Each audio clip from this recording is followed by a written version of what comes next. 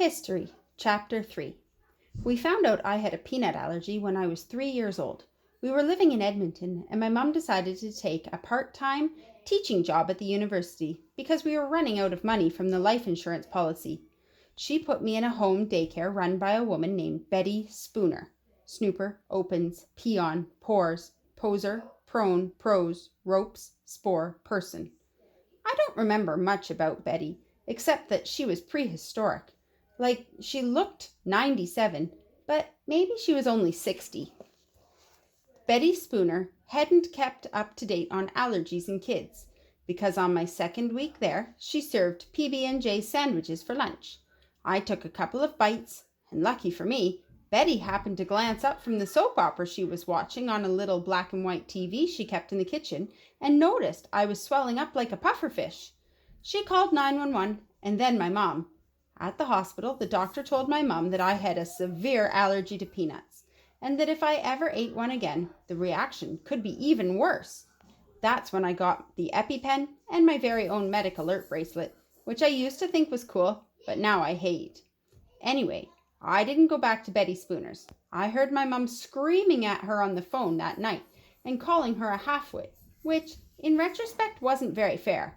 Betty didn't know any better, but my mom is, well, that's my mom. After that, she didn't want anyone else to look after me, so she quit her teaching job and stayed home with me full time until I started school. But even when she was looking after me full time, my mom still didn't feel I was safe. I have a vivid memory of going to the playground near our apartment, the one with the rusty red monkey bars, and an old man was sitting on a bench feeding peanuts in their shells to the squirrels. I picked up a shell and almost put it in my mouth. Mom whacked it out of my hand just in time.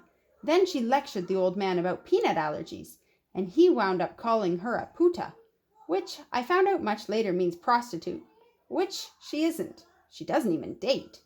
After that, she bought me one of those kid harnesses, which I had to wear wherever we went. I still remember running down the street or through a mall and being yanked gently back when I ran out of leash. I also remember Mom getting into arguments with strangers who thought putting a kid on a leash was cruel. When that happened, I'd pretend I was a dog and bark, and that usually made them go away. Once I even licked my mom's hand, but she didn't like that very much. Nana Ruth, who still visited us a lot in those days, couldn't stand to see me wear the harness. She and Mom had heated arguments about it when they thought I was asleep. "It's not right, Irene. I know you want to protect him, but this is going too far. Get off my back, Mom, please. I'm just trying to keep him safe." I love Nana Ruth with her powdery white hair and her brightly colored tracksuits, but I also love my mom, and hearing them fight made my stomach hurt. Nana Ruth didn't win that argument. I kept wearing the leash, right up to kindergarten. But in case I'm painting my mom to be a nutcase, she isn't. At least, not so much.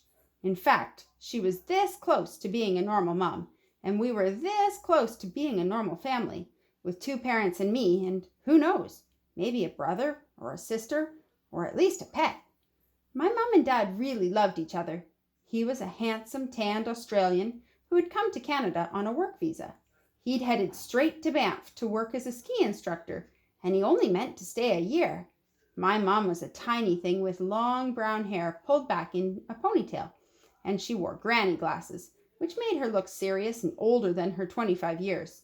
She had just finished getting her PhD in English literature at the University of Calgary, where she'd written a thesis called "The Effects of an Isolated Upbringing on the Imaginations of the Bronte Sisters."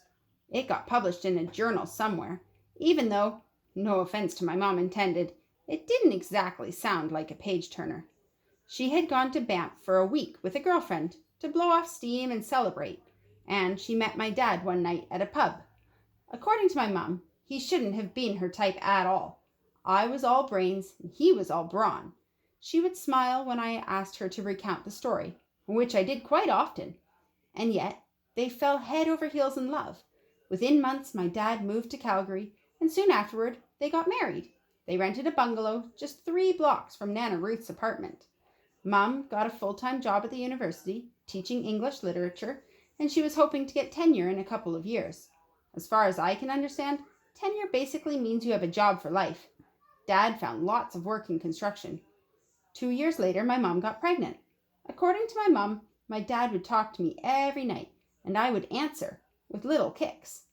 When she was 7 months pregnant, Mom got a call from Dad's foreman. Dad had collapsed on the job, just like that, keeled over. He was taken away by an ambulance. Mom drove as fast as she could to the hospital, but by the time she got there, he was DOA, dead on arrival. Apparently, he was already dead on departure too, dead when he hit the ground. All that time, my dad had had an aneurysm. Seminar, surname, armies, Marines, manure, remains, in his brain. A little blood vessel that had been slowly swelling like a balloon, and that day it just burst. So I never met my dad, or any of his side of the family for that matter. His parents died when he was young. He had an older brother back in Australia, but I guess he and my mom lost touch because we never hear from him. I have lots of pictures of my dad, almost all of them taken by my mom. Mom will talk about him, but only when I ask. Nana Ruth will talk to me about him too, but since we moved to Edmonton, Alberta when I was 2, then to Regina, Saskatchewan when I was 5, then to Kelowna, BC when I was 9, and then to Vancouver this summer, right after I turned 12, I have only seen her a handful of times. She has come to visit us, but at most once a year because she doesn't like to fly. Last time Nana Ruth visited, we were still in Kelowna, where Mum was a sessional lecturer at UBC Okanagan. I heard them arguing on her last night there. Irene, enough is enough, Nana Ruth said. You have got to move on with your life and stop living in the past. Then Mum told her she was moving on with her life, that she was doing the best she could, and she was sick of Nana judging her all the time. So I don't know. Maybe there's another reason why Nana Ruth doesn't visit anymore. From little things I have heard and little clues I have picked up, I suspect my mom was quite a different person when Dad was alive. But I have only ever known her ADD, after Dad's death. This is the only version of her I'm acquainted with, and it's a version that I love very much. I also know that she loves me like crazy, so I can't really imagine what it must have been like for her when she got the phone call this time, because hearing, "Your son is in the hospital," must have sounded a lot like, "Your husband is in hospital," and we all know how that turned out.